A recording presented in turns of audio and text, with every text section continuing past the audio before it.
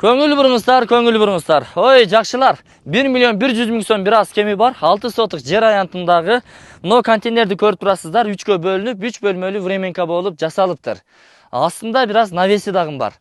Ушул жер тилкеси өтө шашылыш түрдө сатылат, документтери так. Светтери тартылып келинген. Болгону сиз суу кампаны жасайсыз, кадимгидей жашай бересиздер.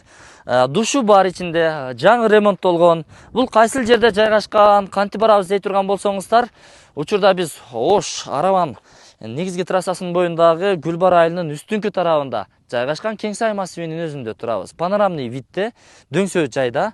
Шамалды өзүңүздөр байкап турасыздар. Шамал бак сонун экен. Күн ысыганы менен шамал согуп турса, күнүн ысыгы деле анча билинбейт тура. Свет келген, мына өзүңүздөр көрүп турасыздар. Жакынкы жылдар аралыгында бул свет маселеси дагы чечилет, суу маселеси дагы чечилет. 2-3 жылдан кийин келип бул жерди тааныбай калышыңыздар мүмкүн. Анан негизи Оштон Араванга агып өткөн каналга жакын эле. Себеби мына бул жерден бир 300 метр нары жүрсөңүздөр, тетиги жашыл бактарды көрүп атасыздар. Ал жер эми суу бар үчүн жашылданып турат. Эгер бир аз акчадан качпай, мотордон шланги менен түз ушул жерге суга суу алып тартып келсеңиздер дагы болот. Бир водовозду 1000 сомго буйрутма берип, 1,5 айга чейин жете турган суу камдап алсаңыздар болот. Ага чейин сиз суу кампа кылышыңыз керек. Анан жашөө малина болот бул жага. Негизи чоң үйгө дагы даярдалган, тегиздетилген жер бар. Шагылдар төктүрүлгөн. Буйруса өзүңүздөрдүн каалагандай проектиңиздердеги үйдү салсаңыздар дагы болот. Жер негизги даяр. Бул чоң жол болот. Демек сиз чоң жолдун боюндасыз. Кийин эми заман кандай болуп кетет? Балким 10-15 жылдан кийин бул жер айыл болуп кетиши мүмкүн. Негизги жолдун боюнда дүкөн алып, мындай дүкөн куруп иштетсеңиздер болот, контейнерди пайдаланасыздар да, мындайча айтканда. Эми жүрүңүздөр келүү жолдорун бир катар айтып өтөлү. Андан кийин сөзүбүздү дагы улантабыз. Дареги мындай. Ош тараптан келе жаткан болсоңуздар, Араван районунун чегарасына өткөндөгү аркадан 200 метр бери жүрөсүздөр. Бул жерде болсо мына Керметау айыл аймагы Гүлбар айылы деген жазуу тактайчасын көрүп турасыздар. Ушул круговойдон сиздер солго бурулуп түз жогору чыгып бара бересиздер. Гүлбар айылынын жогорку тарабында Кеңсай массиви башталат. Ошол көпүрөдөн өтүп түз барсаңыздар, ФАПтын алдынан жолугушабыз. Бул жерде мына кызыл чатырлуу ФАП бар. ФАПтын артындагы ушул биз көрсөткөн жол менен чыгасыздар, тетиги дөңсөөдөн солго бурулуп, дагы ылдыйлап түшүп барсаңыздар, жанагы сатыла турган жердин өзүнө жетесиздер. ФАПты көрдүңүздөр, андан өтүп, солго бурулуп, түз бери түшүп келе бересиздер.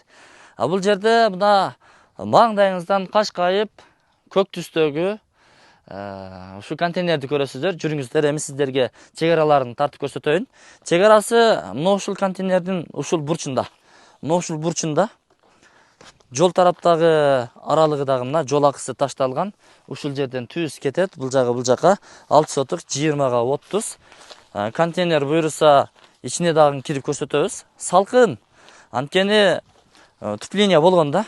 Өтө жакшы утепление болгон. Бул жака чоң үйдүн орду. Бул жагы ошол шагылдын акыркы бөлүгүнөн түз бул жагына чейин тартылып барылат. Мына ажаткананы көрүп атасыздарбы? Ажаткананын аркы тарабында буйруса казык кагылып турат. Ошол казыктан түз бул жагына тетиги шагылга чейин барат. Ошол эми туугандар, чоң үйдү салганга чейин бул жерде убактылуу жашасаңыздар болот. Суу келе элек, бирок сууну камдап аласыздар. Бочкасы бар. Анан ичинде душу дагы бар. Буйруса мына навести көрүп турасыздар, салкын, шамалбак. Жакшы. Унаңыздарды киргизип койсоңуздар болот. Мына ушундай брондолгон жакшы заманбап эшиктен бисмилла деп кирип келебиз. Мына өзүңүздөр көргөндөй печкасы бар экен. Бир кыштаптыр. Кадимгидей бир жыл жашашыптыр, бир сезон. Андан түз бул жагына келе турган болсоңуздар, бир уктоочу бөлмө дейбизби, дагы бир чакан бөлмө. Кадимгидей жашай бересиздер. Терезелер орнотулган, занавескалардын орду каралган, занавескасын эле орнотсоңуздар болду экен. Эми келиңиздер, бул жагына келе турган болсок, бул жакта мына жуунуучу жай. Ваннасы келген, кадимгидей жуунуп, жашап жүрүшүптүр. Жакшы. Анча-мынча осма сурмасы калыптыр. Аны эми өзүңүздөр жакшына кылып жасап алсаңыздар болот. Бул жагда кичине эмереги бар. Асты ОСП менен жакшынакай болуп пол болуптур. Бул жер эми ашкана, кире бериш жайы. Ашканасы, печкага күпүлдөтүп отту жагасыздар, маза кылып жашай бересиздер. Андан кийинки бул тарабы спальный бөлмө. Эгер үй бүлөңүздөр менен бала чака менен көчүп келген болсоңуздар, анда балдарыңыздарга ушу бөлмө болуп калат. Булар ушу керебеттерден бери орнотулган экен, бирок тилекке каршы булар кетиши мүмкүн. Эгер жакшы баа бере турган болсоңуздар, акча бере турган болсоңуздар, ушул боюнча калат. Печкасы дагы калат. Ошол эми туугандар, өзүңүздөр көрдүңүздөр. Хай-тек стилиндеги мына ушундай эшиктерди орнотуптур. Терезелери камтылган. Керек болсо чымын-чиркейлерге каршы оолагыраак болуш үчүн майда тор дагы кадалыптыр. Мына ушундай туугандар. Душту көрдүңүздөр. Суу кампаны кыласыз, сууну водовозду алып келип, кадимгидей жашасаңыздар болот. Сиздерден жогорудагы үйлөр көрүп турганыңыздардай жашылданып, бак болуп, жашоосун улантып атат. Ага караганда бул жерде жашоо сал жеңилирээк да. Каналга жакын, жолго жакын. Фапты көрдүңүздөр. Жакынкы жылдар аралыгында буюрса бул жер өнүгөт. Чындыгында. Жакыныраак кылып көрсөтүп коелу. Тетиги жерде текстил бар, Ислам университетинин коллежи бар. Буюрса ол Ош шаарына караган Кеңсай массиви суу чыгарылды, бетон столбуларда свет тартылды.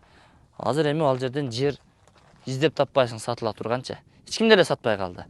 Убагында 500дөн, 600дөн алып койчу дейт эле. Азыр 1,5 миллион, 2 миллионго чыгып кетти окшойт. Билбейм эми. Таза эле кымбаттатуу жердин тиги бу дебеңиздер, бирок ошо текстилдин айланасындагы жерлер ошондой эле баа болуп атат. Кече жакында бир жерди саттык. Ошол эми каналга жакын. Ашып барса бир 400 метр деп коеюнчу. 400-500 метрден суу тартып алып келип, бул жерди жашылдандырып койсоңуздар болот. Мен анда бул чыгарылышты жыйынтыктадым. Документтери так, ээсинин номери экран астында камтылган. Өзүңүздөр чалып байланышып дагы келсеңиздер болот. Сіздерге насип кылган болсун. Толук маалыматтарды бергенге аракет кылдык. Калган маалыматтарды ээсинен ала аласыздар. Ассаламу алейкум.